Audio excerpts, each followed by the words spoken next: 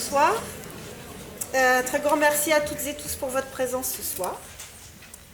Donc on va vous présenter le résultat de 10 journées, petites journées d'ateliers de création dramaturgique à partir de nos expériences, études, réflexions de chercheuses et chercheurs en sciences sociales.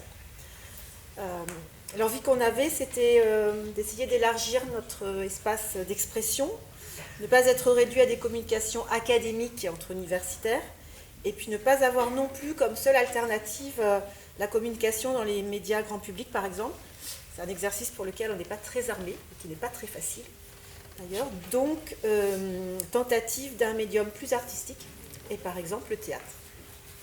Donc, Jean-Philippe vous dira un petit mot juste dans quelques instants de ce que c'est que cet objet, de ce à quoi il faut vous attendre ou ne pas vous attendre. Voilà, sachez que nous, on est très heureux de vous présenter ça, qu'on a très peur, qu'on est très heureux, qu'on a très peur et qu'on est très heureux. Voilà. J'ai quelques petits remerciements à faire. D'abord des remerciements pour le prêt de ce confortable auditorium à la bibliothèque Mériadec. Merci beaucoup à Marie-Pierre Rassat, à Pauline aussi, pour leur accueil.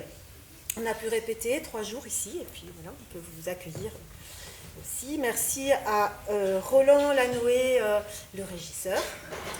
Merci aussi pour les sous qui ont permis que cet atelier existe. Alors, notre département de recherche Changes a cofinancé cet atelier avec la direction régionale des affaires culturelles. Merci à Sylvie Maviel pour la confiance à la DRAC. Ensuite, cette représentation, elle va résonner, normalement, un petit peu. Alors, les acteurs de cette résonance, c'est Caroline Saga, au Centre Émile Durkheim, notre laboratoire, en tout cas le mien.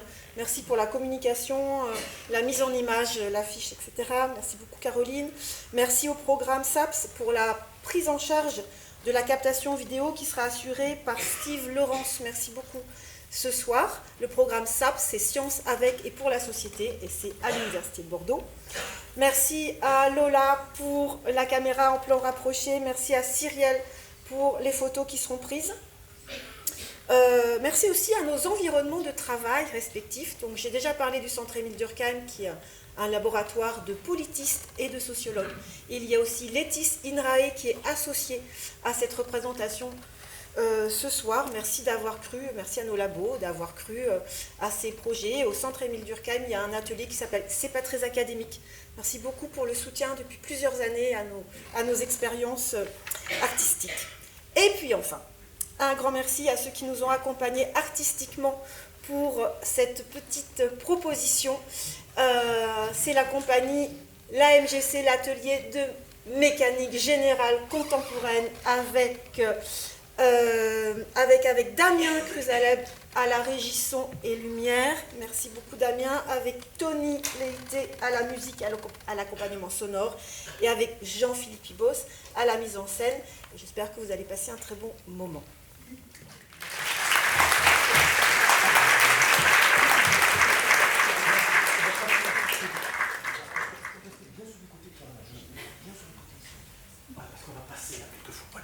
Alors, 2 petites choses à vous dire. Donc, on prend le travail d'un sociologue, d'un économiste, et on essaie d'en faire 7 minutes avec un petit sujet comme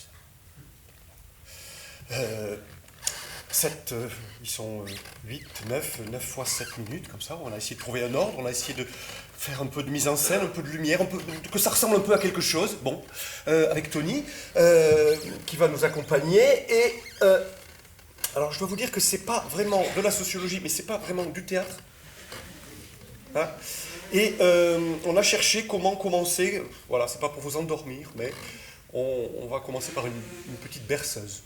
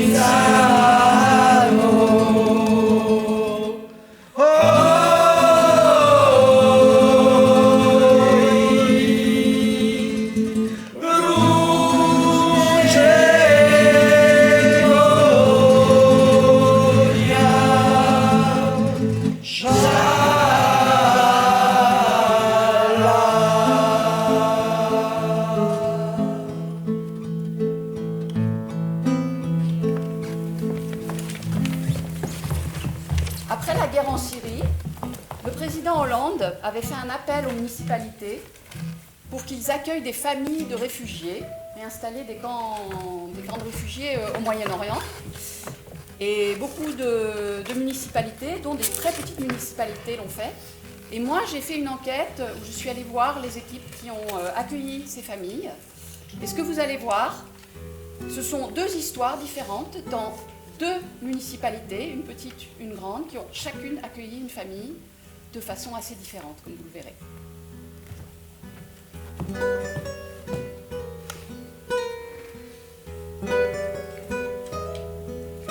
L'arrivée? Non mais, c'était magique. On était une dizaine à aller à l'aéroport. On se disait, une famille de 6, de toute façon, on va vite les voir.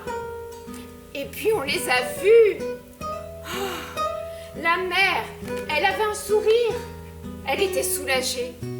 Elle arrivait du bout de l'enfer et on voyait qu'elle allait enfin pouvoir se poser avec ses enfants.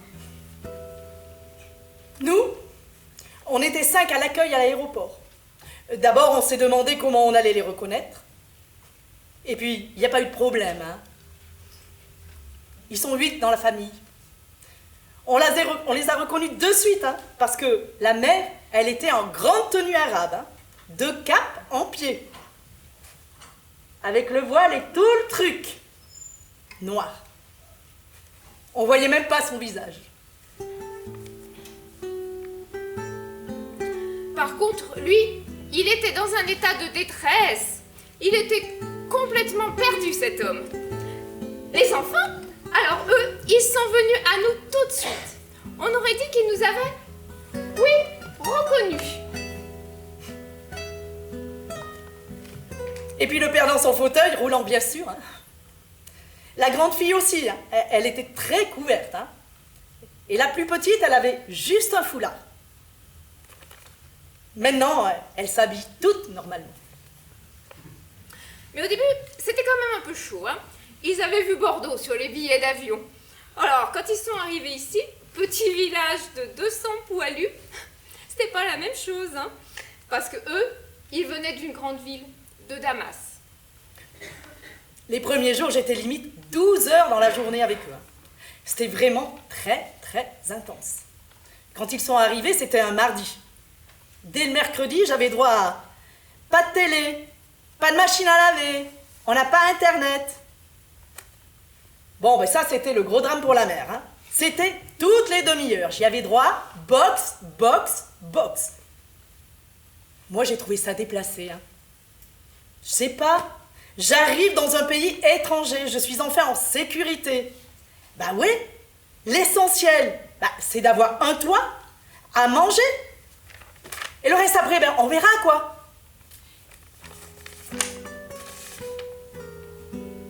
Alors ils sont arrivés au mois de mai, à l'époque où il y a ce que l'on appelle les spectaculaires sur la plage du village. Ce sont des spectacles gratuits. Et ils sont venus à tous les spectacles. Ils ne savaient pas encore parler, ils connaissaient personne et ils venaient. C'était mais formidable. J'en ai encore des frissons. Ils étaient là, au premier rang, ils se tenaient bien. Donc leur intégration s'est faite comme ça, très facilement, sur la place du village, par les spectacles. Puis le foot, bien sûr. Il faut aussi comprendre hein, qu'ils sont arrivés après la rentrée scolaire, fin septembre. S'ils étaient arrivés en juin, ça nous aurait laissé un peu plus de temps. Mais là, il fallait les scolariser du jour au lendemain. C'est un peu les consignes qui nous avaient été données aussi. Hein. Moi, je me souviens de leur avoir expliqué qu'ici en France, c'est la loi. Les enfants devaient aller à l'école et qu'ils n'avaient pas le choix. Mais bon, ils ne manifestaient pas d'envie en fait. Hein. Un jour, on arrivait à 11h et ils étaient tous au lit. Et la fois d'après, ils n'étaient même pas là. Ils me téléphonent souvent quand même. Je suis Mama Véro. Bon, quand on s'en va, on leur dit « Ne t'inquiète pas, il y a Michel, il y a Jean-Marc. Ils ont tous nos numéros de téléphone. » Alors moi, non. Je n'ai jamais voulu donner mon numéro de téléphone. Et d'ailleurs, J'avais conseillé à tout le monde de ne pas le faire. Alors moi, je suis très satisfaite de cette relation. Surtout que maintenant, on lève le pied.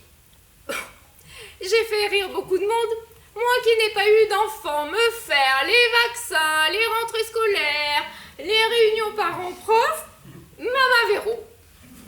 Alors, si vous voulez, notre contrat à la mairie, c'était jusqu'à ce qu'ils aient leur papier officiel de réfugiés et leur carte de 10 ans avec le RSA et les allocations familiales. Ben donc ça, c'est fait. Donc, si vous voulez, on a quand même bien fait les choses, je crois. Oh, nous, ça nous tarde de suivre les gamins, de voir ce qu'ils vont faire plus tard, quelle relation on aura avec eux dans quelques années. Bon, mais on ne se fixe pas d'échéance, hein. Les choses vont se faire petit à petit, lentement, mais sûrement. Eux, ils nous ont fait remarquer qu'on les abandonnait. Ils nous ont dit, vous nous avez fait venir, vous devez vous occuper de nous. Et les familles françaises au RSA, comment elles se dépatouillent? Il faut qu'ils se prennent en charge. Qu'ils fassent cet effort d'intégration.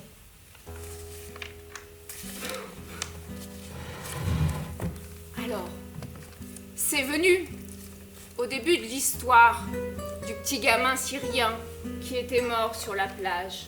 Vous l'avez vu, cette photo horrible? Là, on s'est tous réveillés plus ou moins. Quand il a fallu prendre la décision d'accueillir une famille, bon, on a eu une réunion quand même assez mouvementée au conseil municipal, c'est un vote. On en avait parlé à 4 ou 5, et ensuite, on est allé proposer au conseil municipal pour qu'il valide, sachant que le logement, c'est un logement municipal. Monsieur le maire m'avait interpellé. Il m'a dit, Solange, vous serez la référente de l'accueil de cette famille. Parce que je le connais depuis fort longtemps, hein, puisqu'on a travaillé dans le même hôpital. Quand il me demande quelque chose, il sait très bien que je vais dire oui.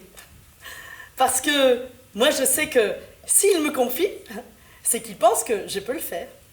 Oh, et puis en plus, j'ai un accès assez libre avec monsieur le maire. Alors, je peux me permettre de lui dire si j'ai un souci de tel ordre avec cette famille, enfin, des choses comme ça, sans problème. On est 5 élus dans l'équipe de bénévoles sur 19 élus municipaux.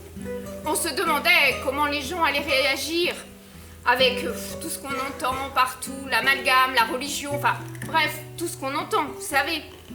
Eh bien, il y a eu quelques petites réticences au début, mais on en a tous discuté, on a tous donné notre avis. Et à ce jour, les 19 personnes sont derrière le projet. Il n'y a personne qui est contre. Alors moi, je vais vous faire une confidence.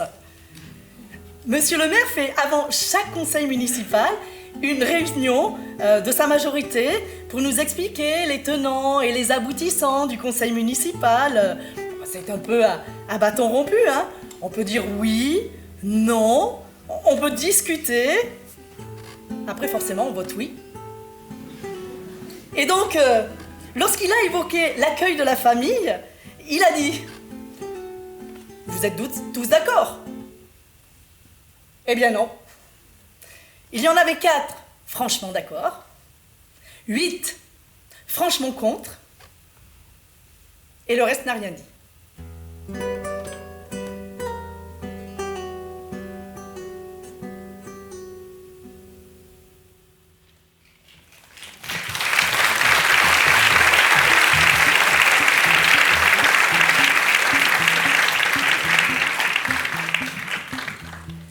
Voici une citation de Bernard Lahire dans Pour la sociologie, paru en 2016. Après la blessure copernicienne qui a détruit la croyance selon laquelle la Terre serait le centre de l'univers, après la blessure darwinienne qui a ruiné toute vision d'une humanité séparée radicalement du règne animal, et après la blessure freudienne qui a forcé à reconnaître que l'activité psychique n'était pas entièrement consciente, la blessure sociologique a fait tomber l'illusion selon laquelle chaque individu serait un atome isolé libre et maître de son destin. Alors moi je suis sociologue, j'adore cette discipline, mais néanmoins j'ai eu envie de donner quelques exemples de cette blessure sociologique dont parle notre collègue Bernard Lahire et dont nous parlent aussi parfois les gens à qui on essaie de raconter nos recherches.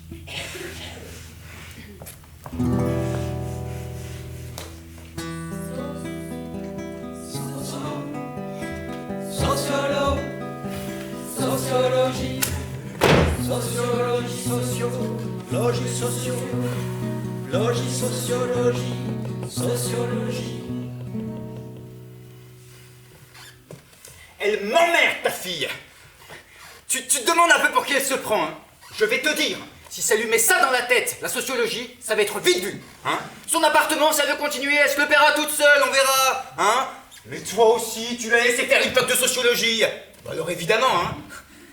Elle te l'a donné, là, son truc, là, son TD, son dossier. Tel père, tel fils, une société d'héritiers. Bon, remarque, ils sont mignons, hein, ils ont mis un point d'interrogation. Une société d'héritiers. Oui, bon, super, hein. Non? Elle te l'a pas donné à toi? Ah bon? Non mais, attends, tu sais ce qu'elle m'a sorti? T'as quand même bénéficié du réseau de papy. À moi? Mais qui est tout fait dans cette boîte? T'as quand même bénéficié du réseau de papy? Hein? De son, comment elle m'a dit? De son capital social et économique. Oui, bon, bah, alors, allons-y, hein. Oui, l'entreprise existait déjà, elle était fondée par mon père, hein, d'accord. Oui, on était leader sur le piège à taupe. Bon, d'accord, mais qui est-ce qui est diversifié? Qui a osé pour la cage à fouine? Hein? Avec mon super slogan. Hey, la piège à top, c'est méga top, la cage à fouine, c'est super hip. Fini les mots dans les carottes. Fini les noirs dans les tiroirs. Hey, la piège à top, c'est méga top, la cage à fouine, c'est super hip. Hein? Ça c'est qui? Bah c'est Bibi! Hein? Donc bon, non, et puis attends, il paraît que je la saoule à lui parler de mes initiatives, mes efforts, de comme... Non, quand est-ce que j'ai parlé de ça, moi? Hein? Quand est-ce que j'ai dit ça? Bon, et puis même si je l'ai dit, oui, bah j'ai le droit de dire que ce que j'ai, je me le dois à moi, hein? Non, mais c'est vrai, hein, franchement, imagine, on aurait dû vendre le chalet. Ou pire, ta maison de famille au Pilat, hein? Si jamais ça marchait pas, non, parce que je peux te dire que ton frère, il m'attendait au tournant, hein? Non, j'en aurais entendu parler. Non, mais c'est n'importe quoi. Moi, j'appelle pas ça de la reproduction sociale. Non, moi, j'appelle ça de l'innovation et des couilles. Non, mais oui, faut dire ce qui est. Je suis désolé, excuse-moi, c'est ridicule. L'inégalité des chances. L'inégalité des chances. Franchement, tu me connais. J'aurais pu naître n'importe où, j'aurais réussi quand même. Non, mais oui, bah, c'est vrai, non? Moi, j'avais la niaque. Je veux dire, t'as ça dans le sang ou tu l'as pas, hein? Non, j'aurais très bien pu laisser l'argent de mon père ronronner quelque part et rien en faire. Non, mais c'est vrai. Et bah ça, elle l'entend pas du tout. Ah, mais alors pas du tout, hein. Non, mais moi j'y peux rien quand même. S'il y a des gens qui veulent pas se sortir les doigts, non, mais c'est vrai, je suis désolé. Et en plus, il faudrait que je m'apitoie sur leur sort. Mais si, il faudrait que je m'apitoie sur leur sort. Non, c'est ridicule. Je peux te dire que là, son dossier, là, je vais pas le lire, hein, je vais pas l'ouvrir. Alors ça, elle peut vraiment courir. Non, les frontières sociales perdurent. Oui, bah. Non mais je suis pas complètement débile, hein. D'accord, oui, je suis pas complètement con. Si c'est pour me dire que je suis un monstre, c'est pas la peine de venir me parler, hein. Non, je sais bien, hein, que je suis né quelque part, d'accord, mais de là à dire que... Non, là, moi je marche plus, hein, Et puis ça me blesse, hein, Non mais je veux bien qu'on me blesse, je suis pas en sucre, hein. Et il y a des limites quand même. Ça sert à quoi la sociologie? À détester ses parents? Non, j'exagère pas, non. Toi évidemment tu vois le mal nulle part, mais... Toi ça te fait rien, toi, ça là. Ah non? Ah bon? Bah non, moi je trouve ça dur quand même, Moi ça me blesse.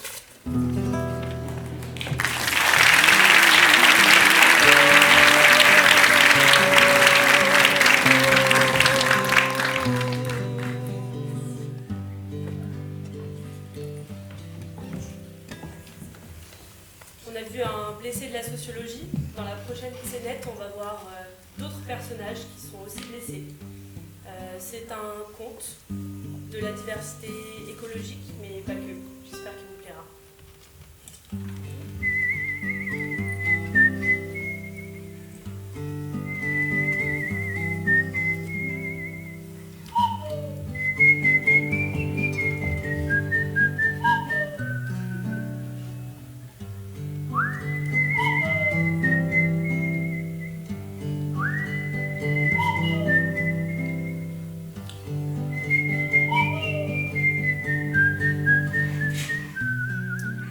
Bonjour tout le monde! Salut vieille branche! Tata, tu peux y aller, rien ne gâchera ma journée. Et tu peux nous dire ce qui te rend si guilleret? C'est les vacances! Ah bah tiens, comme si c'était du répit d'être planté là avec vous, Eh hein. oui, du répit, ça tu l'as dit, pas de travail, pas de bruit de machine, pas d'odeur de déchets, pas de maître de chantier nasillard. Le rêve. Ah, t'as la mémoire courte, Doug, hein, avec tous les gamins du lotissement d'à côté là, qui débarquent, c'est un vrai lâcher de bête. C'est presque pire que la période de la chasse dans le coin. Ça piaille, ça chouine, ça court dans tous les sens, en t'écrasant les petons, hein. Arrête un peu d'être aussi ronchon, c'est vraiment vous les jeunes, hein, pour un oui, pour un non. Moi, j'entends des cris de joie. Pour moi, c'est comme le chant des oiseaux à la tombée de la nuit. Il me suffit de fermer les yeux et j'imagine être chef d'orchestre de ce joyeux bazar. Et un, et deux, et trois. Allez, ça y est, la voilà repartie dans ses rêveries la vieille. Eh oui, mon grand. Doug aime les vacances et moi, j'aime les mouflets. Les oiseaux, la musique. Parfois, je m'imagine violoncelliste. Surtout quand vient le printemps. Mais vous avez fumé à moquette, les diocs, hein. Et puis en plus, il va pleuvoir, hein. Super, les Qu'est-ce que tu vacances. racontes, il fait grand beau. Oh, j'adore la pluie. Ça fait longtemps qu'on n'en a pas eu. Moi, j'aime ça. Surtout celle des jours chauds. Après, on sent l'herbe et la mousse. On se croirait dans les sous-bois. Mais attends, c'est la génération éco-anxiété et c'est pas content quand il pleut, vous êtes vraiment bons à rien. Eh, tais-toi, vieux débris, hein. Moi, au moins, j'ai jamais pris l'avion, C'est hein. mon père qui a émigré, tête de gland, tu le sais bien. Ouais, bah si c'est ça, hein, ton père, c'est lui le vieux débris, hein. Petite insolente, tu n'insultes pas mon arbre généalogique. Oh, au lieu de vous disputer, dis-nous ce que t'as plutôt à dandiner comme ça, le petit. Je sais pas, dernièrement, ça me chatouille aux orteils. Ah, typique des mauvaises graines dans ton genre, hein. Mais dis-moi, Pimpin, ça te gratouille ou ça te picote? Je sais pas, je dirais plutôt que ça picote, quoi. Ça sent pas bon, cette histoire? C'est vrai que ça sent bizarre, hein. Ouais, ça sent le feu, non? Ah, Mais qu'est-ce qu'il y a encore? ah, ça me démange. Peut-être une insolation? Je dirais plutôt une inflammation, hein. Mais d'où ça vient? Mais qu'est-ce que c'est? Incendie? Un incendie? Un incendie! Non!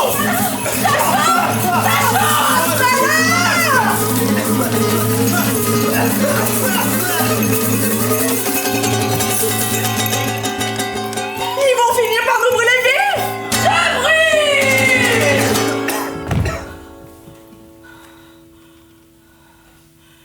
Doug, il est où le petit?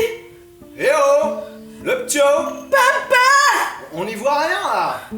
Je crois qu'il est plus là. Peut-être bien qu'il a réussi à partir. Faut pas venir. Alors, c'est le feu qui l'a emporté?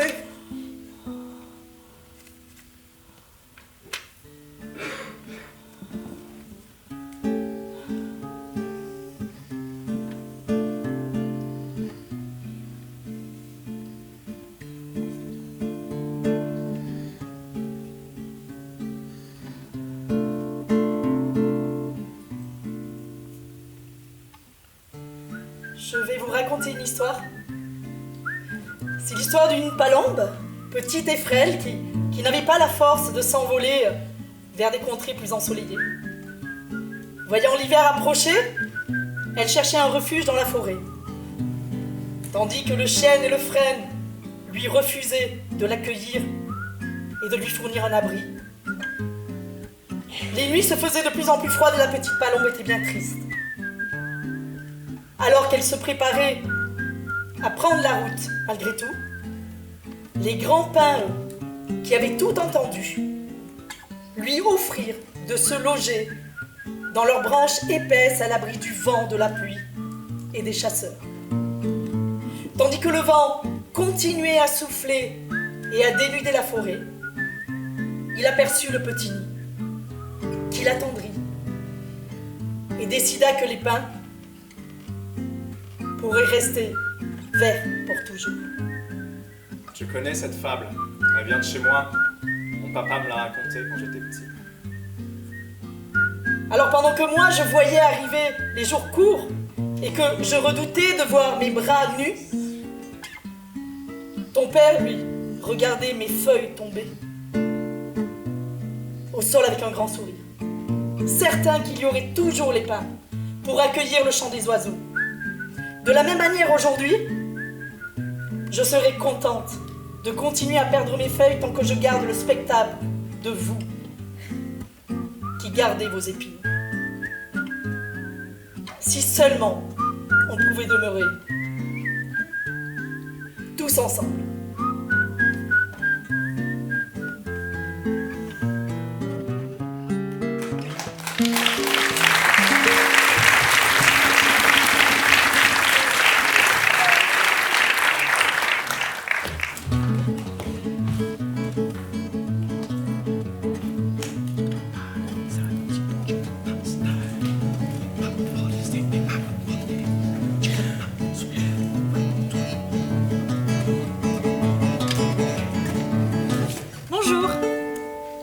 Moi, je suis Camille, je suis doctorante en sociologie et ma thèse s'intitule « L'architecture des communs dans les tiers-lieux ruraux de Nouvelle-Aquitaine ». Alors déjà, est-ce que quelqu'un sait ce que ça veut dire un tiers-lieu? Oui, ça n'arrive jamais. Vous, là-bas, oui? Oui, je travaille pour France Tiers-Lieu, donc ça tombe très bien. Ah, France Tiers-Lieu, c'est Oui. sacré coup de bol. Bon, je me permets de prendre le lead alors. Bon, les tiers-lieux sont des espaces tout simplement où le travail se conjugue avec d'autres aspects de la vie en collectif. Oui, très bien. Et alors concrètement, ça fait quoi? Concrètement, ça veut dire du coworking, du Fab Lab, du makerspace, du hackerspace, enfin du campus connecté, du food lab, du Oui, Dream en Lab. français... Attendez, si je puis me permettre, s'il vous plaît. Oui. Oui, ça marche?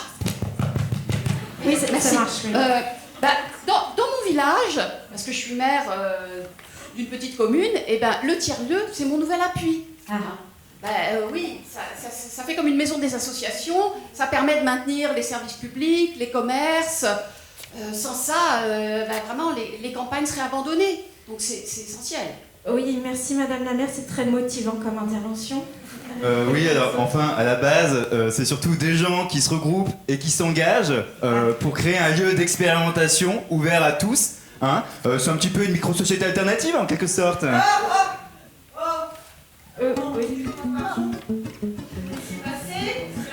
Non, j'ai pas besoin de micro, non? Voilà, on sait quoi? C'est des néo-ruraux qui viennent cultiver des légumes bio, évidemment, parce que excusez-moi, dans des villages, en autogestion, bien sûr. Voilà, et qui font quoi? En même temps, vous ne facilitez pas la tâche, hein? Le président, j'ai bien un petit peu, mais quand même. Bon, et ils font quoi? Ils réussissent à pomper les subventions publiques. Non, alors là, on va arrêter là. Je vais essayer de recadrer le débat. Hein, voilà. Donc un tiers-lieu, ce n'est pas simplement un espace de coworking amélioré. Ce n'est pas non plus, désolé, un soin palliatif pour la campagne. Et ce n'est pas non plus cette espèce de machin obscur auquel on comprend rien du tout. Voilà. Et voilà, je précise, ce n'est pas non plus un cliché financé par nos impôts. Hein, voilà. Est-ce que, du coup, quelqu'un aurait un exemple concret à donner? Je me permets, hein. Nous, on a créé un tiers-lieu, justement... Alors, racontez-nous votre expérience. Eh oui, c'est ce que... Vous êtes votre prénom? Alors, moi, c'est Ludo, voilà. Bonjour Ludo. Bon, bah alors j'y vais. Donc moi c'est Ludovic. Je suis arrivé dans la région il y a 3-4 ans. Et puis c'est vrai que il n'y avait pas grand chose dans la région. Hein. Alors évidemment, je me suis bien entendu avec les gens du village, hein, surtout les jeunes. Hein, mais on s'est rendu compte qu'on n'avait aucun endroit pour être ensemble. Quoi. Enfin, il n'y avait même pas un PMU. Non, c'est dire. Donc on s'est dit qu'est-ce qu'on allait pouvoir créer. Et puis en fait, c'est le maire qui nous a proposé la petite briqueterie qui avait été rachetée à la suite de la fermeture de l'usine. Bref, il m'a passé les clés gratuitement hein, pour éviter que ça tombe en ruine. Quoi. Voilà. C'est ça l'idée. Est-ce que là, moi aussi, je peux en faire des comment vous. Là, Mais si, là, les clubs de foot, là, l'américaine, là, les foot, là, nous aussi, on peut en faire. D'ailleurs, on en a fait. On vous a pas attendu. Seulement, à notre époque, on va faire ça, les terre-le, et puis c'est tout. Non, des food labs, vous voulez dire. Des food Pas labs. Oui, merci, c'est gentil. Oui, non, je veux dire, bon, nous, ce qu'on prône, c'est des lieux de convivialité au sens d'Oldenburg, hein, donc des lieux entre la sphère du travail et la sphère domestique, où on peut se retrouver de manière informelle pour brainstormer, pour chiller, enfin voilà. On appelle ça des clubs de foot si vous voulez, il n'y a juste pas de sport, mais oui, c'est très bien. Donc alors je continue, hein. Donc avec les copains, on a commencé donc dans notre petit tiers-lieu hein, à faire des réunions. Pour savoir, enfin justement avant qu'il y ait le tiers-lieu, pour savoir qu'est-ce qu'on allait pouvoir faire de cette petite briqueterie. Et donc là, c'est François qui nous dit pourquoi pas faire un club de concert, quoi, de musique. Et donc on lui dit non mais attends, tu te fous de notre gueule, c'est pas dans notre trou paumé qu'on va faire venir les Daft Punk quoi. Donc allô quoi, non. Ça c'est vrai. Hein. Je suis d'accord avec vous.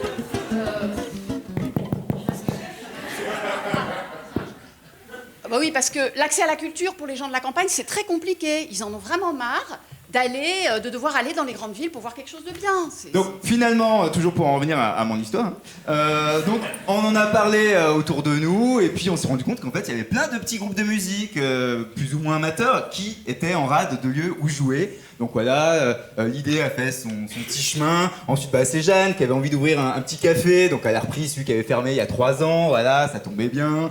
Ensuite, qu'est-ce qu'on a fait on a demandé évidemment des subventions, hein, parce qu'il fallait faire. Parce que fallait faire des travaux, hein, et on s'est rendu compte que pour avoir des sous, fallait appeler ça tiers-lieu. Voilà. Fallait dire qu'il y avait un espace de coworking, un atelier partagé, machin, un truc comme ça, quoi, pour avoir des subventions. Au final. C'est rapide. C'est rapide, hein. Vous n'avez pas l'impression d'avoir vu ça ailleurs. Non. Non. Pourquoi vous pensez à quoi? Moi, je suis l'ancienne présidente de l'ancien comité des fêtes. Alors je dis ancien, parce évidemment, avec la mode des tiers-lieux, maintenant, chez nous, on ne sert plus à rien. Alors il fait une question. Remarque. Est-ce que vous n'avez pas l'impression d'apporter vos trucs de bobo urbains chez nous? Eh ben non mamie, parce que figure-toi qu'avec nos petits produits du locaux, les radis, ils plaisent bien aux petits vieux aussi du patelin, donc et toc. Mais laissez-nous tranquilles dans nos villages, les momos. Les mères, mais sortez de chez vous, les vieux, sortez de chez vous. À un moment donné dans notre monde, faut penser out of the box, il faut se challenger. Calmez-vous là, calmez-vous. Ok, la guerre des mondes est déclarée, calmons les amis, hein. Je vous demande de vous arrêter. On se calme. Je vous demande de vous arrêter. C'est moi. Arrêtez. C'est moi. Arrêtez.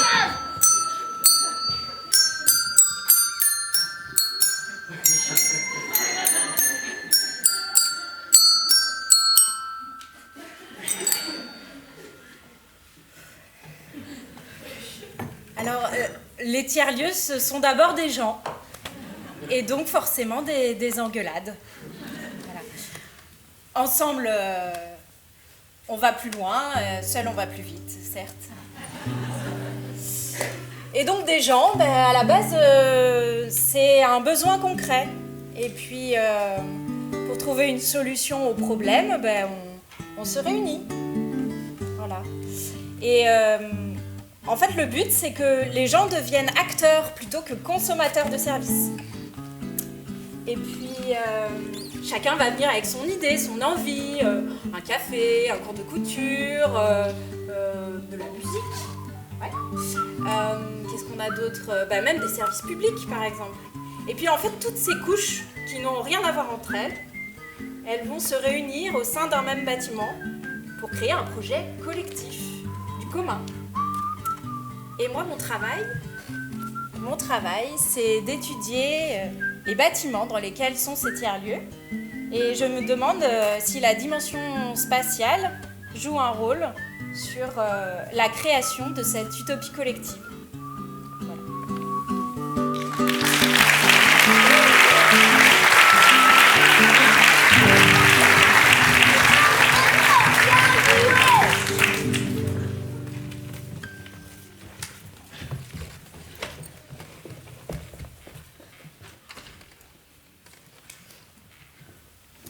Bonjour, moi c'est Lucas. Alors je travaille essentiellement sur le parcours des étudiants en situation de handicap à l'université.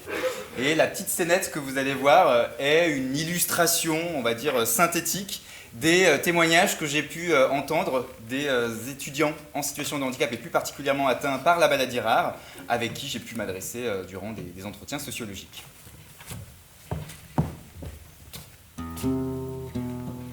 Bonjour Madame Poisson. Mademoiselle, J'ai vu qu'on était dans le bâtiment F la semaine prochaine. Il n'est pas accessible, ce serait possible de changer? c'est pas du tout moi qui choisis les salles.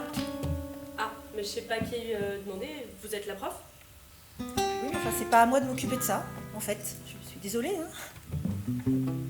Pourquoi est-ce que vous avez besoin d'une salle accessible, mademoiselle? Je peux pas descendre les marches, donc... Pourquoi?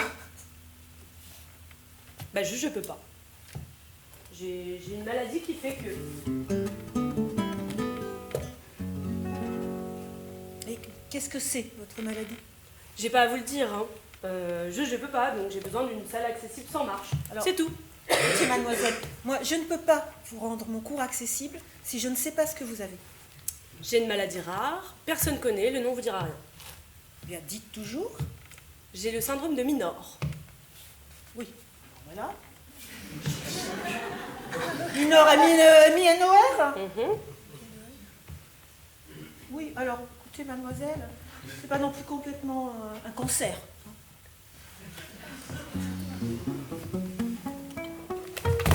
Oh là! Mais tu fais attention quand même! Tu peux ramasser mes livres, s'il te plaît? Attends, en plus, ça veut que je ramasse. Est-ce que tu peux ramasser mes livres? Non, mais t'as cru que j'étais ton chien en fait? Ouais, c'est ça. Je suis désolée, je peux pas me baisser. Elle peut pas se baisser, oh la pauvre! J'ai une maladie, je peux pas me baisser. Attends, une maladie? Ah pardon, excuse-moi, j'avais pas compris, je savais pas que t'étais handicapée. Excuse-moi. On va t'aider, hein. On va t'aider. Voilà, comme ça, tu peux prendre ça. Et si t'as un problème, tu n'hésites pas, tu nous demandes, on est là, hein.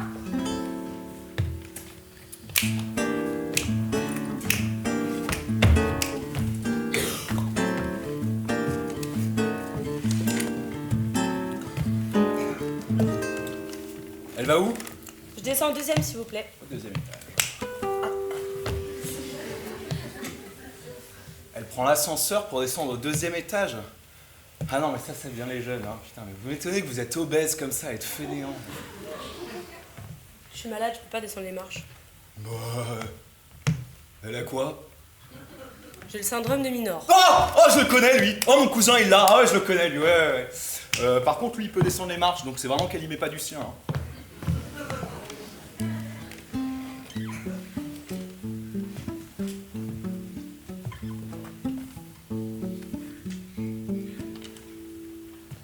Bonjour, Noémie. Ah, Noémie. Je vous en prie, installez-vous. On m'a dit de venir vous voir. Oui, Madame Poisson m'a dit que vous aviez des problèmes d'accessibilité. Donc je voulais voir ce que l'on pouvait faire pour vous aider. Je suis chargée d'accompagnement. Ah mais je vous arrête tout de suite, je suis pas handicapée, hein. J'ai juste une maladie.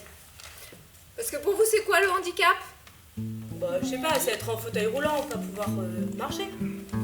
Et vous pouvez marcher. Ah bah oui, moi je marche. C'est juste que j'ai des problèmes d'équilibre. Je peux pas descendre les marches, mais sinon je suis normale quoi.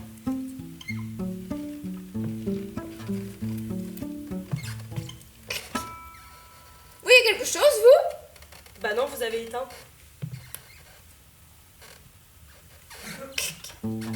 Ces problèmes d'équilibre, vous les avez quand?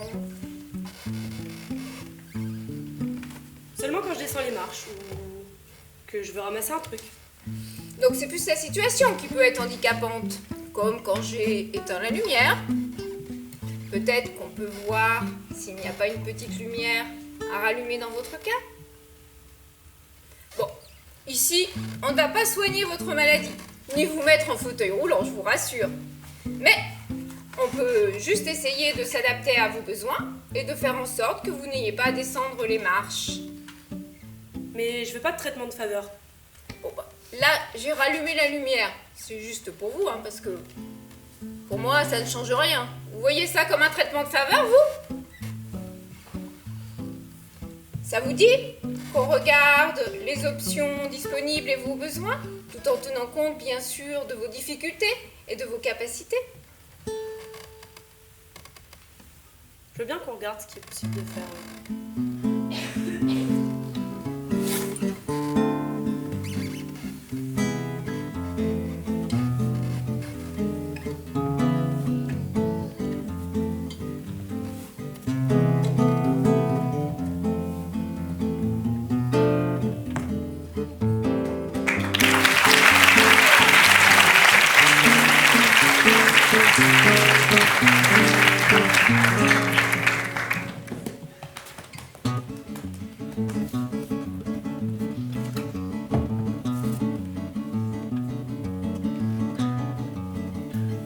Bonsoir. Je m'appelle Hugo Verrier et je suis doctorant en sciences politiques. La scène que vous vous apprêtez à voir est la reconstitution d'une scène qui a probablement eu lieu dans le siège d'un célèbre parti politique français, alors faisant ses premiers pas en 2017. Les noms de personnes et de lieux, ainsi que les extraits de documents que vous allez entendre, sont réels. Ils sont extraits des professions de foi électorales des candidates et des candidats de ce parti en 2017. Nous vous emmenons dans les coulisses de cette élection spectaculaire qui reste à élucider. Dialogue entre un cadre de ce parti et un communicant d'un célèbre cabinet de conseil. Oh, c'est chaud là. Alors, 51 ans, ancien ministre, député du Val-de-Marne, maire de Saint-Maur, conseiller d'État, chevalier de la Légion d'honneur, Jacques Chirac, gna gna gna, remercié, action menée, active, ministérielle.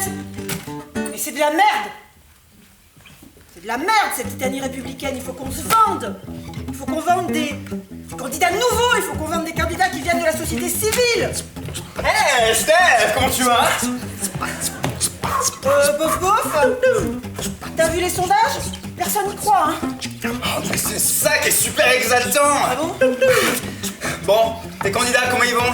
Toujours largués? Ah bah ouais, tu t'en doutes, hein, c'est pas des pros, tu me diras, c'est pour ça qu'on les a recrutés. Mais là, je sais pas, on va devoir tout faire, on va devoir tout piloter, ils savent rien. Mais c'est très bien comme ça, Stéphanie. On va faire de nécessité vertu. Ah bon? Mais nécessité vertu, tu veux dire quoi? Comme ils ont pas de carrière en politique, nos candidats, on va dire que c'est bien. Tu veux dire qu'on va cracher sur ceux qui en ont une? Voilà! Le renouvellement des visages, le retour des citoyens au cœur de notre vie politique. Parce que c'est notre projet, non? C'est pour ça qu'on a recruté des novices.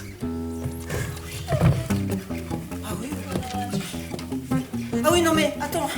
Ok, enfin c'est pas seulement ça, on les a recrutés, ok, mais enfin si tu veux on n'a pas de parti, donc on n'a pas d'élus, on n'a pas de cadre, on n'a pas de militants. Bah voilà, faire de nécessité vertu. Oui, faire de nécessité vertu. Oui, c'est absolument ça. Donc ça c'est très bien, faire de nécessité vertu. Le moment est parfait. Regarde. Les affaires de corruption sont de plus en plus médiatisées. Il y a eu la loi sur le non-cumul des mandats il y a même pas 3 ans. Les gens n'ont plus confiance dans les partis politiques. Absolument ça. Ministre, inaction, mandat, pognon. Mais oui, voilà, super. Mais attention, on peut pas être que dans la dénonciation non plus. Nos candidats, on les a choisis pour leur CV, pour leur expérience. Faut qu'on montre qu'ils sont aussi compétents.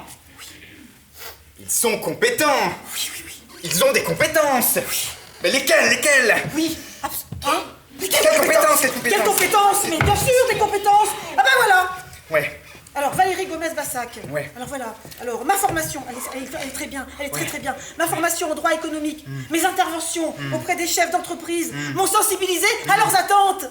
Mais voilà, mais c'est super, mais c'est merveilleux, c'est du neuf, ça fait du bien. Bon, bah ça, elle peut le mettre tel quel dans sa profession de foi, hein. J'ai un autre problème. Quoi? On n'a pas que des novices. On a aussi recruté quelques députés d'expérience, parce qu'il faut quand même bien tenir la baraque. Là, je sais pas. Allez. Mais c'est pas un problème, ça. Eux, ils savent faire une profession de foi. Ils n'ont pas besoin de nous. Mais oui, mais d'accord. Mais non, le problème, c'est que nous, on a des novices. Les novices crachent sur ceux qui savent faire, sur les vieux. Donc, tu vois? Ah ouais. Tiens, donne-moi un, là. Un difficile, hein, je te donne un difficile.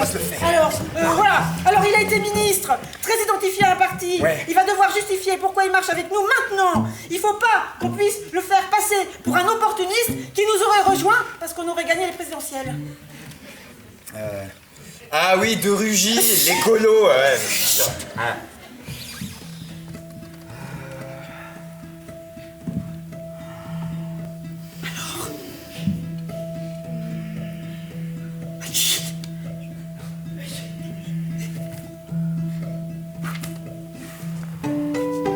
Mais c'est très simple.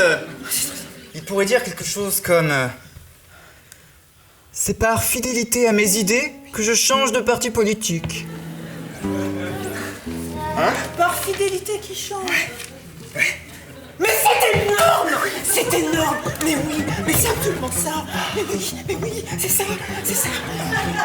Ça, c'est absolument ça! Oh là là! Oh, c'est bien!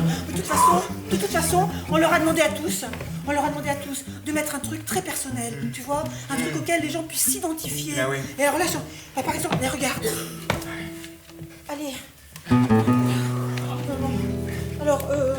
Alors Jean-François Césarini, dans la première du Vaucluse, hein, parce qu'il a prévu de dire la disparition de mon père m'a amené à reprendre les affaires familiales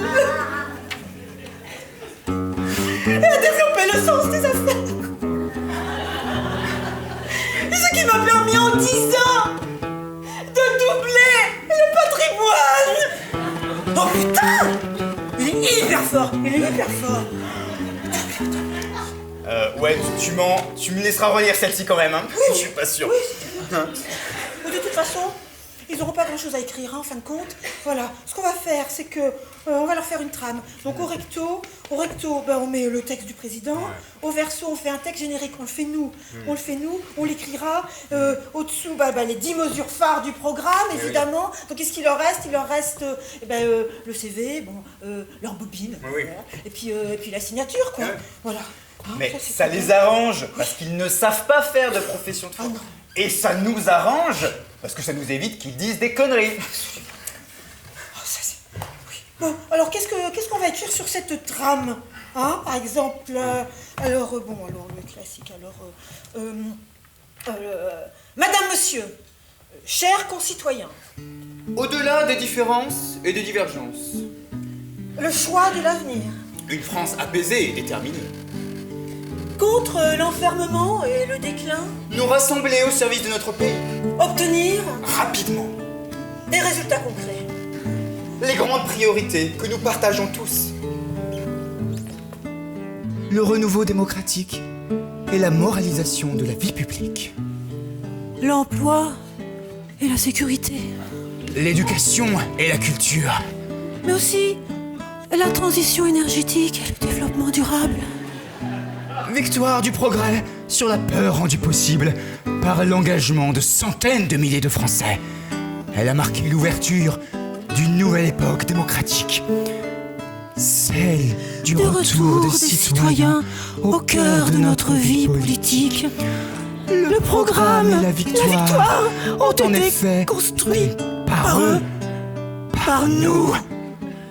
Cette victoire est celle de millions de femmes et d'hommes qui veulent une transformation en profondeur de notre pays et le renouvellement des visages et des usages de notre vie politique.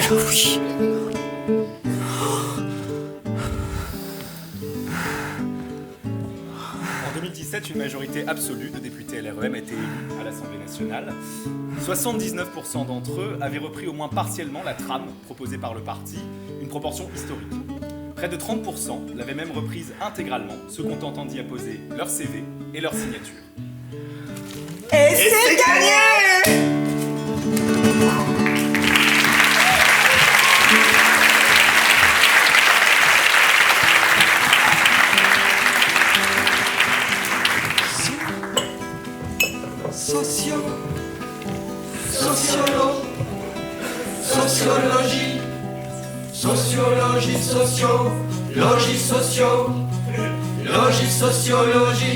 Sociologie.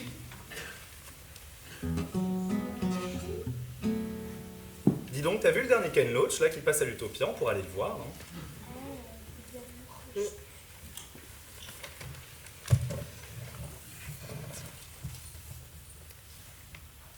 Qui se ressemble s'assemble. Ouais. Le prof de socio en cours, il a sorti des stats super flippantes. 78% des ouvriers vivent avec une ouvrière ou une employée, contre 2,5% en couple avec une femme cadre supérieur. 4% seulement des hommes ayant un bac plus 5 vivent avec une femme sans diplôme. L'homogamie sociale. On se met en couple avec quelqu'un du même milieu social. Il a dit que ça avait nettement diminué depuis les dernières 50 ans. Bah, on dirait pas. Le prof, après, il a dit que c'était pas conscient.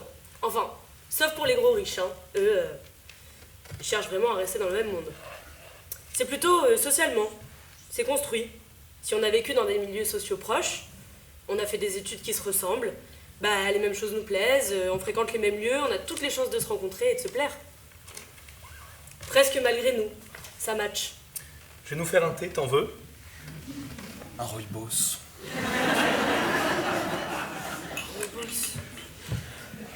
C'est vrai que socialement, avec Valentin, on se ressemble vachement. Avec Ellie, mon mec d'avant, c'était hyper fort, mais il y avait des choses qui me gênaient. Et maintenant, je me dis que c'était social, en fait. Je me suis inventé tout un tas de trucs quand on s'est séparés. Mais en vrai, son père mécano et lui qui voulait faire la même chose, j'avais trop de mal. J'arrête pas de penser à ça.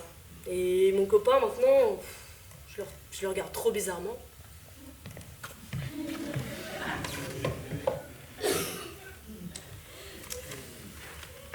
En fait, je sais pas si j'avais envie de comprendre tout ça, sur les relations amoureuses, sur les couples, là. Moi, je me trouvais mieux avant, hein, ton âme sœur, que tu rencontres par hasard, que tu as aimé, parce que c'est lui, parce que c'est toi. Moi, ça m'allait.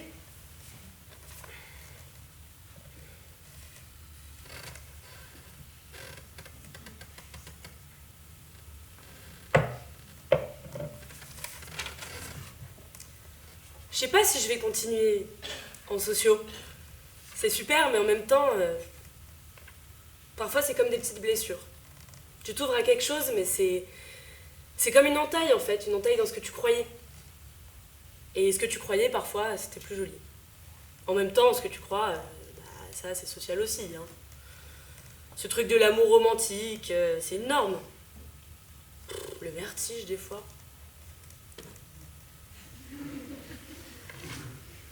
Bon après, c'est cool aussi de voir les coulisses du monde. La machinerie, comment ça fonctionne. Sinon on reste perché, on reste bloqué sur nos trucs. On reste avec son air con et sa vue basse. Comme disait mon grand-père. Je pense qu'il aurait vachement aimé la socio, mon grand-père.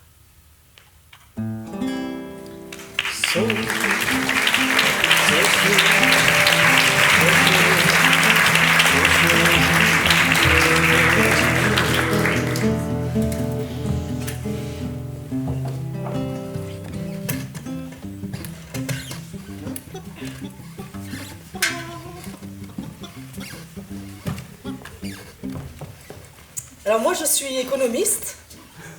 Je travaille sur le monde agricole et grâce aux agriculteurs, je sais faire la recette du poulet basquez. Alors, la recette du poulet basquez.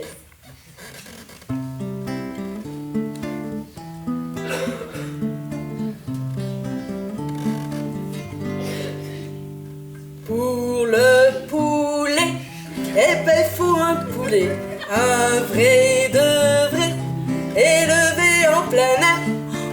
Vous avez déjà vu des poulets élevés en plein air? Eh ben moi j'en ai vu. Quand j'étais petite avec ma maman, tous les dimanches, on allait à la ferme d'à côté et on allait acheter du poulet et des légumes pour faire un poulet basquez. La ferme elle était à côté.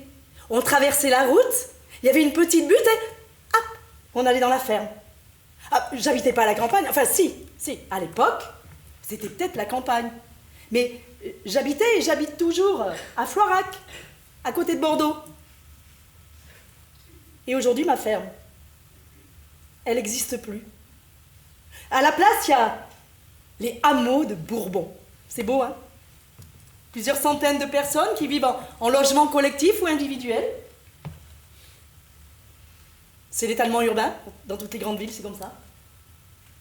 Et ma ferme, elle n'existe plus. Alors du coup, si je veux aller acheter au producteur pour faire un poulet basquez, il faut que j'aille à la campagne.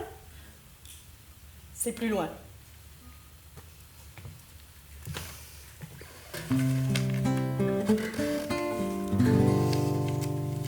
Pour le poulet, eh ben faut un poulet, un vrai de vrai. Mais oui, un vrai de vrai.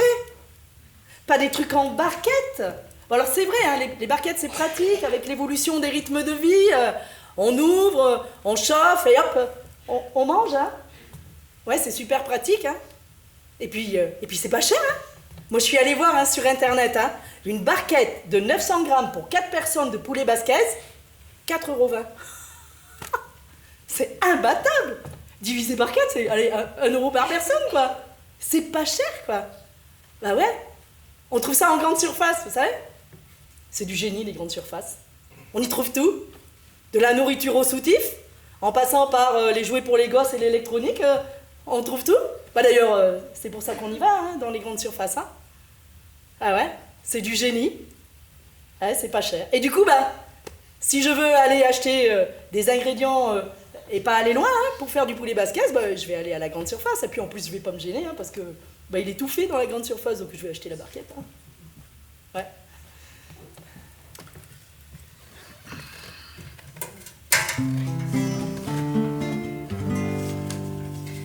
Pour le poulet, eh ben faut un poulet, un vrai de vrai, élevé en plein air, nourri au maïs bio, pas d'OGM et surtout pas d'hormones. Ben non, pas d'OGM et pas d'hormones. D'ailleurs, qu'est-ce qu'il y a dans la barquette? Je suis allée voir, hein. Il y a 41% de riz cuit, 18% de poulet, alors non, 15% de poulet, les 3% c'est la marinade, 3% de tomates, 3% d'oignons, 3% de poivrons, je vous passe tous les autres ingrédients et les conservateurs. Ah il n'y a pas d'OGM, pas d'hormones, hein. Il n'y a pas grand-chose du tout, hein. Parce que faites le calcul. 15% de poulet dans une barquette de 900 grammes pour 4 personnes. Ça fait 35 grammes par personne. C'est pas beaucoup, hein? Non, c'est pas beaucoup. Mais c'est pas cher. Ah, c'est pas cher. C'est pas cher. Bon, c'est pas cher. Ouais, ok, c'est pas cher. Mais alors à quoi? À qui ça revient les 4,20 €? Qu'est-ce qui revient aux agriculteurs? Qu'est-ce qui revient aux producteurs de riz, aux maraîchers, à l'éleveur? Hein? Qu'est-ce qui lui revient? Parce que les 4,20 €, hein, on les donne à la grande distribution, hein? Et puis la grande distribution, elle a déjà pris 20% sur le produit industriel parce que la barquette, c'est l'industrie agroalimentaire qui l'a fait. Et puis l'industrie agroalimentaire, elle, Pour faire son produit, elle a acheté aux agriculteurs, mais elle a tellement tiré vers le bas. Qu'est-ce qui revient aux agriculteurs?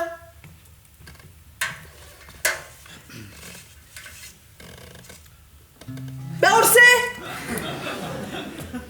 Il revient rien aux agriculteurs, quasiment rien aux agriculteurs. Est-ce que vous savez qu'il y a 23% des agriculteurs qui vivent en dessous du seuil de pauvreté? Quand dans la population il y en a 10%? Ben c'est pour ça que les agriculteurs, ils se mettent en circuit court. Ils se mettent en circuit court parce que comme ça, les 4,20 €, c'est pour eux. Ils vendent sur les marchés, ils vendent dans leurs fermes, et puis les 4,20 €, c'est pour eux. Et puis comme ça aussi, ils récupèrent la valeur ajoutée. À la valeur ajoutée, hein, c'est un sacré truc, ça.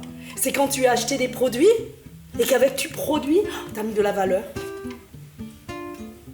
Et cette valeur-là, eh bien, quand c'est toi qui l'as produit, eh bien, elle te revient. C'est génial. Eh bien là, non! C'est pas eux que ça revient, c'est l'industrie agroalimentaire qui prend la valeur ajoutée. Et puis les circuits courts. C'est chouette parce que quand le mangeur il rencontre l'agriculteur, il peut parler avec lui, il y a une confiance qui s'installe. Comme ça, bah, on peut s'assurer peut-être que les produits qu'on va manger, ils sont sains. Ils vont pas nous faire mourir, ils sont bons. Et puis grâce à ça, en fait, quand on les rencontre, ils nous expliquent comment ils font, leurs difficultés. Et puis c'est important, ils vous donnent des recettes. Moi, ils m'ont donné la recette du poulet basquez. Allez, venez les petits. Petits.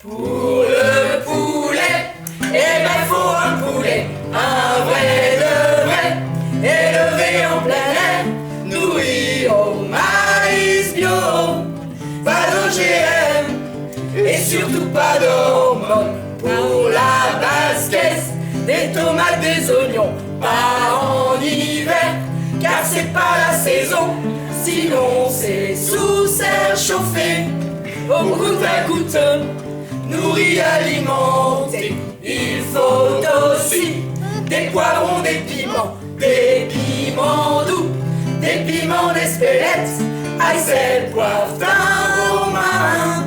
Faites revenir et faites cuire une heure.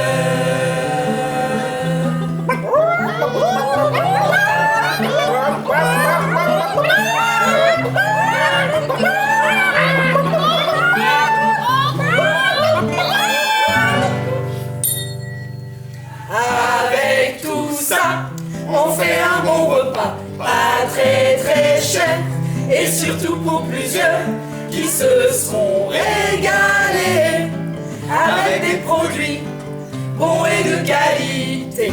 Mais par ailleurs, ce qui fait mon bonheur, c'est que j'ai tout acheté aux producteurs qui ont tout récupéré.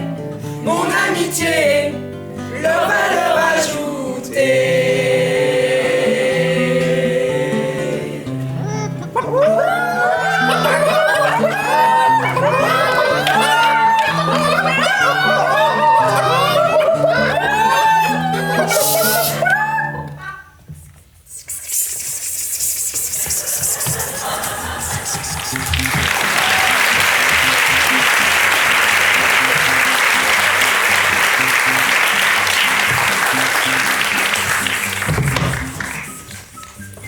Et voici une petite scène écrite par notre collègue Valérie Deldrève pour cette représentation.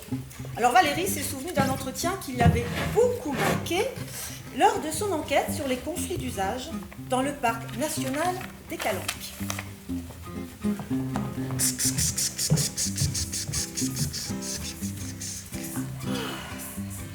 C'est un petit paradis, cette Calanque. Ah oui. Ah, vous trouvez pas? Ah, c'est magnifique. On a tout. On a la colline, on a le petit port, la plage, et puis la lumière. C'est magnifique, non? Vous trouvez pas? Oui, oui. Et alors, maintenant que la Calanque va être classée cœur de parc national. Chez nous, on dit que la Calanque, ça se mérite. Ça se mérite, vous dites? Ben oui. Il n'y a pas l'eau potable. Pendant longtemps, on n'avait pas l'électricité. Il n'y a pas vraiment le confort, hein. C'est un mode de vie très très simple. Même si certains ont très très bien aménagé leur cabanon, hein, comme vous pouvez le voir. Ah oui, c'est joli. Le jacuzzi. Et c'est pas facile d'accès. Ah, elle est raide, la pente. Avant, il y avait un simple tracé. Et puis, les locataires, ils ont payé pour pouvoir venir en voiture. Et puis ensuite, ils ont mis des barrières. Et après, des laissez-passer. Pour éviter quand même que tout le monde puisse venir. Ça aurait été l'enfer. Et alors, comment on fait pour devenir cabanonnier, pour louer un cabanon? Eh bien, la plupart tiennent leur cabanon de leurs parents et de leurs grands-parents. Et quand quelqu'un laisse son cabanon, eh bien, les familles qui s'agrandissent, elles essaient d'en avoir un deuxième. C'était mon boulot de gérante pendant 30 ans. J'étais un peu la gardienne du temple. Du temple? Bah oui. On attribue les cabanons de préférence à ceux qu'on connaît bien. Des enfants de bonne famille. Voilà, on ne donne pas un cabanon à n'importe qui. Il faut montrer patte blanche. Bon. Des gens bien, des enfants de bonne famille, comme je disais, comme vous et moi, bien sûr. Des fils de médecins, on en a quelques-uns. On a aussi des artistes. Avant, les loyers étaient très peu chers, c'était dérisoire. Et quand je suis arrivée, eh bien, les cabanons, ils tombaient en miettes. Donc, la première chose que j'ai faite quand j'ai pris mes fonctions, eh bien, c'est de prévenir les locataires qu'il y aurait des travaux et qu'il fallait avancer les fonds. Il y en a certains qui ont payé jusqu'à 10 ans de loyer. Et ceux qui ne pouvaient pas, eh bien, ils ont laissé leur cabanon. C'est logique. Mais il n'y a jamais eu de problème. Enfin, on a le même esprit. Les problèmes, c'est avec ceux qui descendent à la Calanque. Elle est très fréquentée l'été, les week-ends. C'est une horreur. Des touristes ou des locaux? Oui, bon, des touristes, on en a toujours eu. Mais c'est pas eux qui posent le plus de problèmes, vous savez. Le problème, c'est le quartier du Bajol. El Bajol. Juste au-dessus, là. Vous voyez? On ne s'en sort pas avec les gens du Bajol.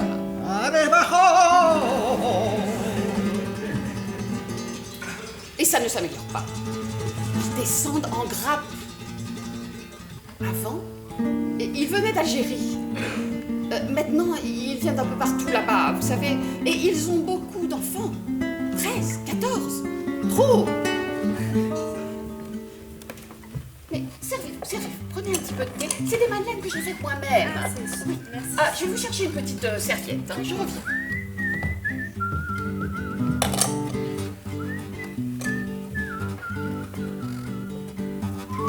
Alors, dans le manuel de recherche en sciences sociales, il est écrit: l'enquêteur joue un rôle de stimulateur, de facilitateur, et par ses interventions montre qu'il écoute et qu'il comprend. Il doit apparaître comme quelqu'un de neutre, d'une neutralité bienveillante, capable de tout entendre, mais sans être indifférent, qui ne suggère, ni n'évalue, ni n'argumente. Les personnes interrogées prennent alors plaisir à parler avec un étranger, qui ne met pas en doute leurs affirmations, qui prête attention à chacune de leurs paroles, qui ne les bouscule pas, ne les contredit jamais. Dans ce climat de confiance, les informations obtenues peuvent être riches et nuancées.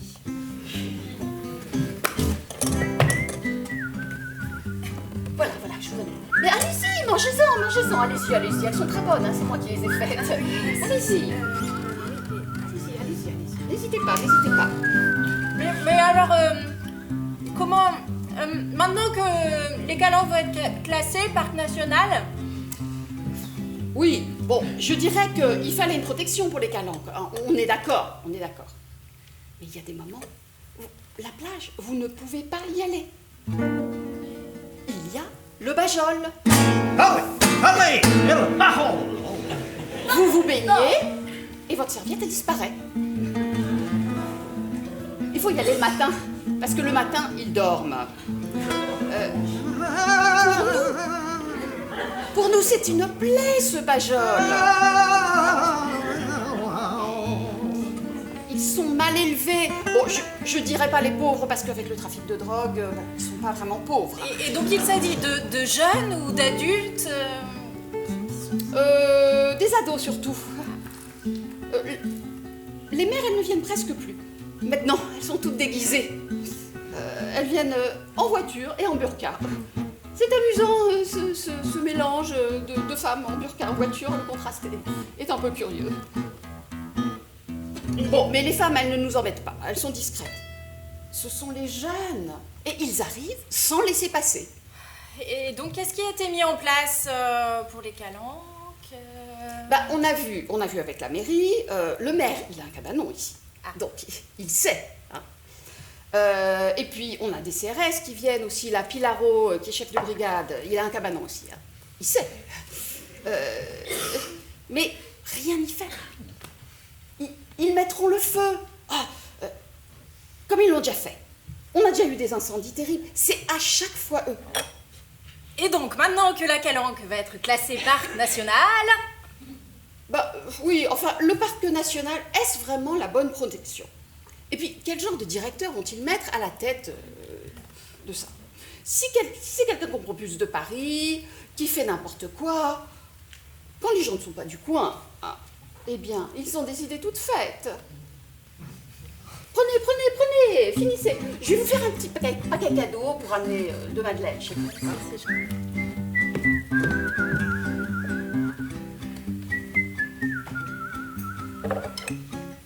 Alors, ils disent aussi... L'essentiel, dans un premier temps, est de susciter la confiance de votre interlocuteur, quitte à donner votre accord à des propos qui peuvent parfois vous choquer en tant que personne privée ou en tant que citoyen. Alors, mettez temporairement un mouchoir sur vos opinions personnelles. Cherchez d'abord à alimenter l'échange. Il y a une part de jeu dans cet échange qu'est l'entretien. Si vous êtes trop direct, trop franc, l'entretien se bloque et risque même de s'arrêter. Prenez, terminez les petites madeleines. J'ai presque préparé votre petit paquet. Merci, c'est gentil. C'est gentil.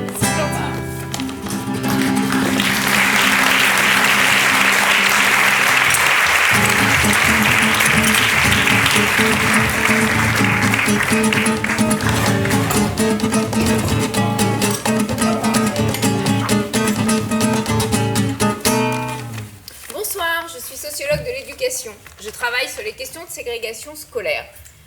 Le précédent ministre de l'Éducation nationale en avait fait son cheval de bataille. Ça ne lui a pas trop réussi. Bon. Le suivant a l'air d'enterrer ça sous le tapis. Faut dire que c'est un gros problème.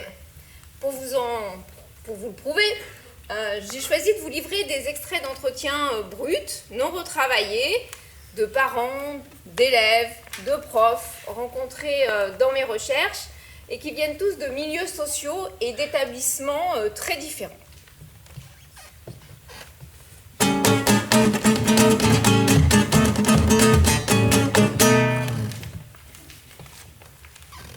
Saint-Joseph, c'est un peu le retournement de cerveau, quoi. Moi, j'y étais élève pendant 10 ans, c'est que des bourges et des cathos. Et du coup, on commence à penser comme eux. Il y a le caté, il y a ci, il y a ça. On se met dans le moule. Et puis moi, un jour, je me suis réveillée, je me suis dit, ah non, c'est pas possible, il faut que ça s'arrête là.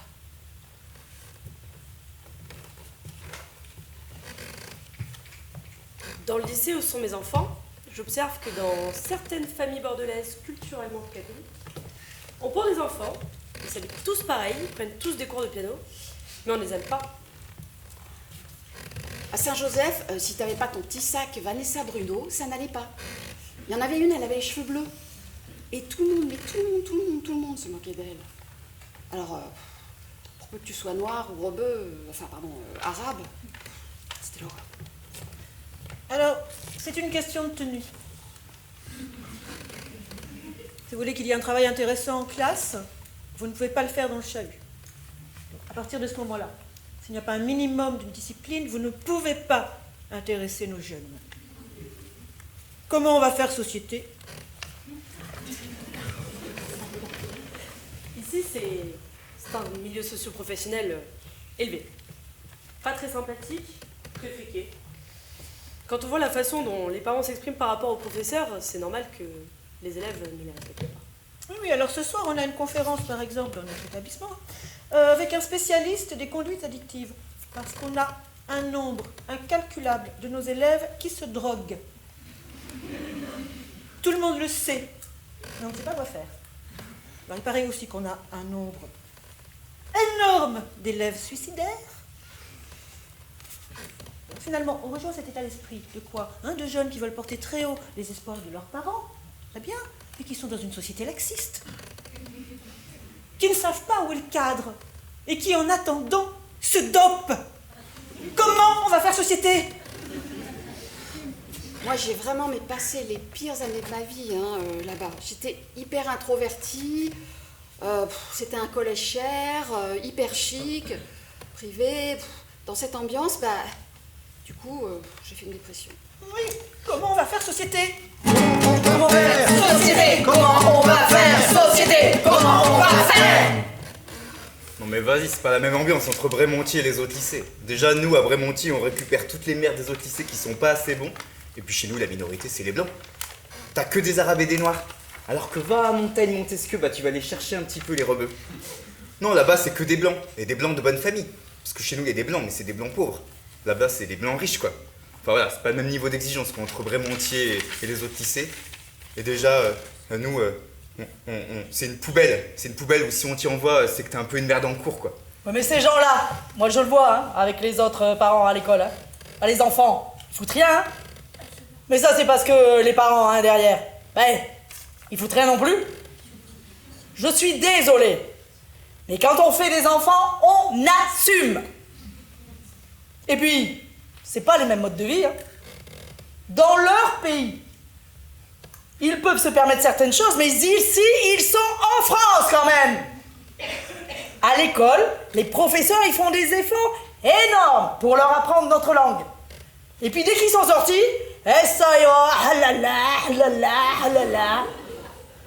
ils veulent même mettre des cours de portugais ou je sais pas quoi.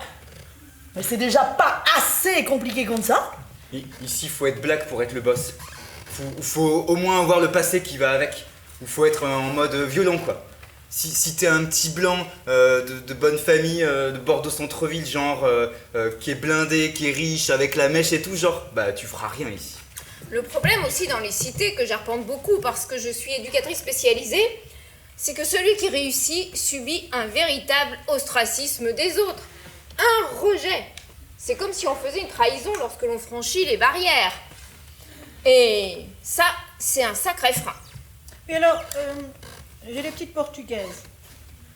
Finalement, elles restent tout le temps ensemble. Elles ont toutes le même profil. Alors, le papa est maçon, la maman est femme de ménage. C'est incroyable. Incroyable. Voilà. Moi, j'avais jamais vu ça, personnellement. Donc, alors, sont une dizaine, elles sont tous LV3 portugais. Alors après, j'ai LV3 arabe. Alors, c'est un autre groupe. Et puis, qu'est-ce que j'ai? J'ai LV3, j'ai section européenne. Voilà, LV3 italien, etc. Alors finalement, j'ai 3 groupes assez étanches dans ma classe. Et c'est étonnant. Et j'ai du mal. Comment est-ce qu'on va faire société? Certains profs pensent que nous, les Maghrébins, on va poser un problème. Un arabe, un attentat, un arabe, un voleur. Mais c'est n'importe quoi. Il y a des profs, il suffit que ce soit un enfant de maghrébin, et ça va faire des problèmes pour eux. Mais ça, c'est du cinéma. Si un prof me convoque, je vais pas taper mon gamin. Je me mets à côté de lui et je parle de son avenir.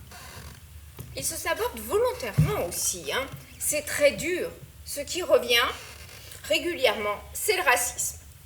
la société est raciste et leur en veut. Et finalement, ces jeunes, ils se sont construits une forme d'identité, d'histoire, en disant « Ah oui, parce qu'on est arabe, parce qu'on est musulman, on nous en veut, la société est raciste, et de toute façon, quoi qu'on fasse, on ne s'en sortira pas, on ne réussira pas. »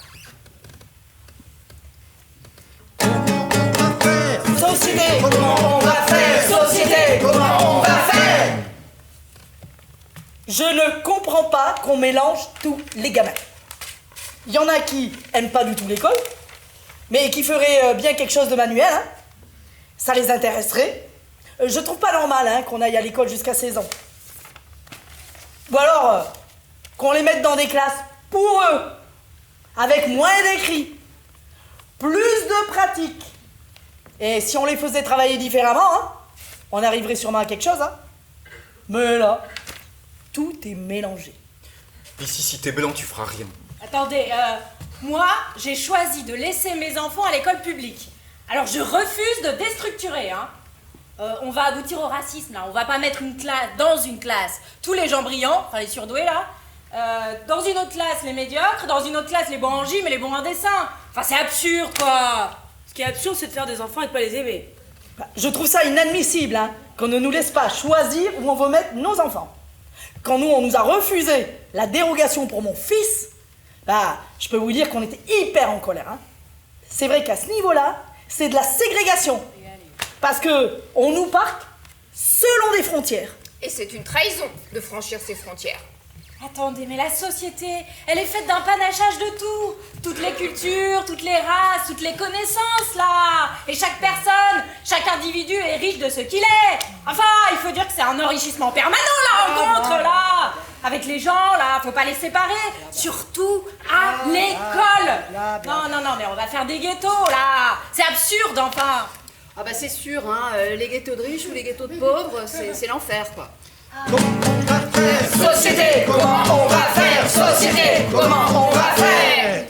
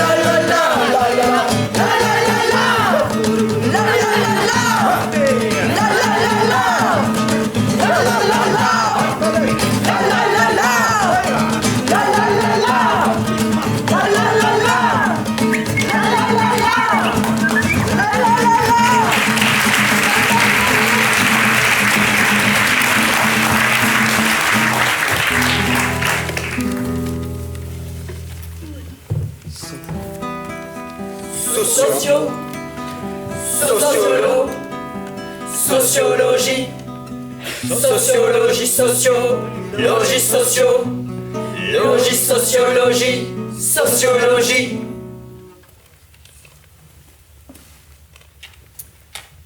Bonsoir, je m'appelle Valentin. Bonsoir Valentin. C'est la première fois que je viens au blessé de la sociologie anonyme. Tu es bienvenu, Valentin, au blessé de la sociologie. Je suis vraiment pas bien depuis quelque temps. Ma copine est sociologue. Et j'ai l'impression de plus pouvoir lui parler sans qu'elle me trouve débile. Avant, on parlait de tout, l'actualité, tout ça. Mais je sais pas, elle s'est durcie et j'ai l'impression qu'elle me méprise. Même France Culture, ça la fait râler. On écoute France Culture maintenant, avant on écoutait France Inter. France Culture, elle trouve ça superficiel. France Culture. Moi, j'ose carrément plus lui raconter ce que j'entends, alors encore plus lui dire ce que j'en pense. Hein. À chaque fois, j'ai l'impression que je passe un examen. Pourtant, avec mes collègues à la boîte, on discute. Hein. Mais avec Judith, le plus triste, c'est qu'elle me parle même plus de ce que son travail lui apprend. Ça vaut pas la peine de discuter avec moi, j'imagine. Merci Valentin. Je crois que ce que tu dis là est partagé par beaucoup. Hein. Il y a 2 autres personnes nouvelles ce soir. Alors, si vous souhaitez vous exprimer, mais il n'y a aucune obligation. Bonsoir, moi c'est Myriam. Bonsoir, Myriam. Bon, alors je suis venue parce qu'il y a un an, j'ai accepté de faire un entretien avec la fille de ma voisine qui est en thèse de sociologie. Bon, elle cherchait des femmes divorcées pour son étude, alors moi j'ai voulu lui rendre service et je m'en remets pas. Moi je croyais que ce serait des choses rapides, une sorte de sondage, mais pas du tout. Pas du tout. C'était des questions très approfondies, très personnelles. Ouais, ça m'a fait replonger dans le divorce. Elle est gentille d'ailleurs, elle voyait que j'étais pas bien, elle voulait arrêter l'entretien. En même temps, moi, ça me faisait réfléchir à certaines choses et elle a sorti des chiffres aussi assez parlants, je dois dire. Non mais on fait dire ce qu'on veut aux chiffres aussi non. Non, mais assez parlants. Et moi je me suis dit, mais Myriam, t'es pas la seule, dis donc. C'était intéressant. Mais c'est après. Après, je me suis sentie complètement vidée. Complètement. Puis très gênée aussi. J'étais très gênée d'avoir déballé tout ça pendant 2 heures. Maintenant, quand je la croise dans la rue, c'est limite si je l'évite pas. Hein. Puis elle fait sa thèse. Et moi, je reste avec tout ça. Et je reste avec tout ce qui a été remué. De toute façon, sa thèse, en plus, c'est trop compliqué. Je pourrais jamais lire ça. Ah, vas-y. Oui. En fait, il m'est arrivé la même chose, moi, Myriam. Oui. Et moi, c'était sur la violence familiale quand le jeune homme est venu m'interroger pour son mémoire. Oui, pardon, moi, c'est Mathilde. Bonsoir, Mathilde. Bonsoir. Écoute, alors, moi, ce que je veux te dire, c'est que parfois, faut plonger dedans. Ouais. Moi, j'en dormais plus. Et je suis venue au blessé de la sociologie anonyme et on m'a conseillé de reprendre contact avec l'étudiant. Et j'ai fini par le rappeler et ça m'a fait du bien. Je lui ai demandé 1 ou 2 titres de bouquins à lire et ça m'a aidée. Mais des fois, ça aide de lire de la socio. Ça peut soulager. On se rend compte de ce qu'on a vécu et puis en fait que ça appartient à un système, tout un cadre en fait. Enfin, je veux pas dire non plus qu'il faut guérir le mal par le mal, mais bon, en fait c'est un peu ça. Vous délirez quand même. C'est n'importe quoi, c'est n'importe quoi.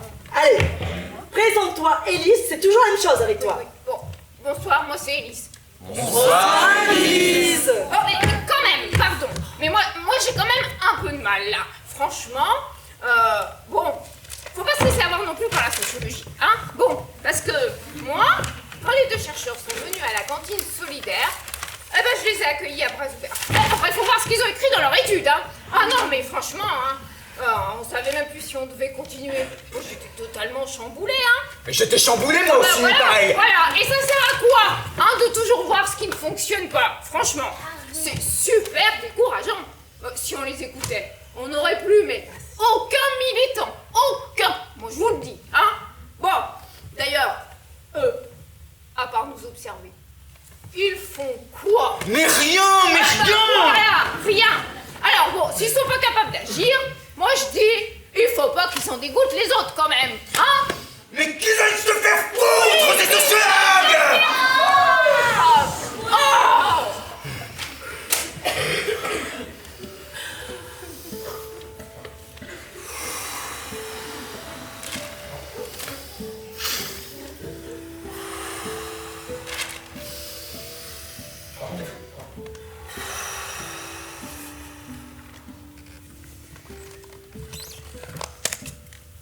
Y a-t-il d'autres blessés de la sociologie dans la salle qui veulent s'exprimer?